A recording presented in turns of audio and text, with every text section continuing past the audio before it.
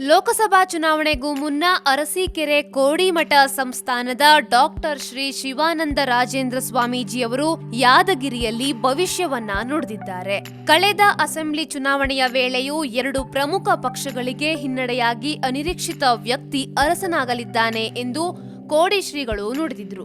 ಅನಿರೀಕ್ಷಿತ ವ್ಯಕ್ತಿ ಎಂದ್ರೆ ಅದು ಕುಮಾರಸ್ವಾಮಿ ಎಂದೇ ವ್ಯಾಖ್ಯಾನಿಸಲಾಗಿತ್ತು. ತಾಳೆಗರಿ ಆಧಾರಿತ ಭವಿಷ್ಯ ನುಡಿಯುವ ಕೋಡಿ ಶ್ರೀಗಳು ಹೋದ ವರ್ಷ ಚಂದ್ರಗ್ರಹಣದ ನಂತರ ರಾಜ್ಯ ರಾಜಕಾರಣದಲ್ಲಿ ಭಾರಿ ಏರುಪೇರಾಗಲಿದೆ ಎಂದು ಹೇಳಿದ್ದರು.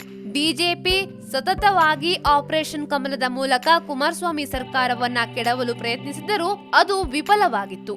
ಯಾದಗಿರಿಯಲ್ಲಿ ಕೋಡಿ ಶ್ರೀಗಳು ಸೋಮವಾರ ನುಡಿದ ಭವಿಷ್ಯ ಪರೋಕ್ಷವಾಗಿ ಬಿಜೆಪಿ ಮತ್ತೆ ಕೇಂದ್ರದಲ್ಲಿ ಅಧಿಕಾರಕ್ಕೆ ಬರಲಿದೆ ಎನ್ನುವುದನ್ನ ಸೂಚಿಸುತ್ತದೆ. ಶ್ರೀಗಳು ನುಡಿದ ಒಂದು ವಾಕ್ಯದ ಭವಿಷ್ಯ ಏನು ಹಾಗಾದ್ರೆ? ಕಳೆದ ಫೆಬ್ರವರಿ ತಿಂಗಳಲ್ಲಿ ಗದಗ ಜಿಲ್ಲೆ ಗಜೇಂದ್ರಗಢದಲ್ಲಿರುವ ಕಾಲಜ್ಞಾನ ಮಠದ ಕಾಲಜ್ಞಾನ ಬ್ರಹ್ಮ ಸದ್ಗುರು ಶರಣಬಸವ ಸ್ವಾಮೀಜಿಯವರು ಮೋದಿಯವರ ಬಗ್ಗೆ ಮತ್ತು ದೇಶದ ಆಗು ಹೋಗುಗಳ ಬಗ್ಗೆ ಭವಿಷ್ಯವನ್ನ ನುಡಿದಿದ್ರು. ನರೇಂದ್ರ ಮೋದಿಯವರು ಮತ್ತೆ ಪ್ರಧಾನಿಯಾಗಲಿದ್ದಾರೆನ್ನುವ ಭವಿಷ್ಯವನ್ನ ಸ್ವಾಮೀಜಿ ನುಡಿದಿದ್ದರು. ಸಿದ್ದಾರೂಢ ಮಠದ ಶಂಭುಲಿಂಗಾಶ್ರಮದಲ್ಲಿ ನಡೆದ ಶಂಭುಲಿಂಗ ಸ್ವಾಮಿಗಳ 11ನೇ ಪುಣ್ಯಾರಾಧನೆಯನ್ನ ಭಾಗವಹಿಸಿ ಶರಣಬಸವ ಸ್ವಾಮೀಜಿ ಈಗಿರುವ ದ್ವಿರಾಷ್ಟ್ರಗಳ ನಡುವಣ ಬಿಗಿ ಪರಿಸ್ಥಿತಿ ಇನ್ನಷ್ಟು ಉಲ್ಬಣಿಸಲಿದ್ದು ಭಾರತ ಮತ್ತು ಪಾಕಿಸ್ತಾನದ ನಡುವೆ ಯುದ್ಧ ನಡೆಯುವ ಸಾಧ್ಯತೆ ಇದೆ ಎಂದು ಹೇಳಿದರು. ಯಾದಗಿರಿಯಲ್ಲಿ ಶ್ರೀ ವಿಶ್ವಾರಾಧ್ಯರ ಜಾತ್ರೆಯಲ್ಲಿ ಪಾಲ್ಗೊಂಡು ಮಾತನಾಡುತ್ತಿದ್ದ ಕೋಡಿ ಶ್ರೀಗಳು ಪಾಂಡವರು ಮತ್ತು ಕೌರವರು ಬಡಿದಾಡುವವರು, ರತ್ನ ಖಚಿತ ಸುವರ್ಣ ಕಿರೀಟ ಸ್ಥಿರವಾಗಿರುತ್ತದೆ, ಬೇವು ಬೆಲ್ಲವಾದೀತು, ಸತ್ಯ ವಿಷದಂತೆ ಇರುತ್ತದೆ ಎನ್ನುವ ಭವಿಷ್ಯವನ್ನ ಕೋಡಿ ಶ್ರೀಗಳು ನುಡಿದಿದ್ದಾರೆ.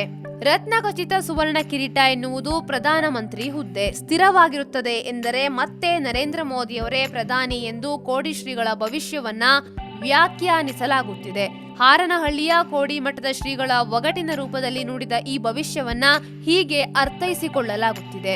ಯಾವ ಜಾಗ ಒಳ್ಳೆಯದಲ್ಲವೋ ಅಲ್ಲಿ ಮುಳ್ಳು ಚುಚ್ಚುತ್ತೆ, ಕಲ್ಲಿನ ಏಟು ಬೀಳುತ್ತೆ, ನಡೆಯುವವರು ಎಡವುತ್ತಾರೆ, ಹಾಗಾಗಿ ಎಚ್ಚರಿಕೆಯಿಂದ ನಡೆಯಬೇಕು. ಡಿಸೆಂಬರ್ 19ರ ನಂತರ ಪ್ರಧಾನಿ ಮೋದಿ ಅವರಿಗೂ ಕೆಟ್ಟ ಕಾಲ ಬರುವ ಸಂಭವವಿದೆ.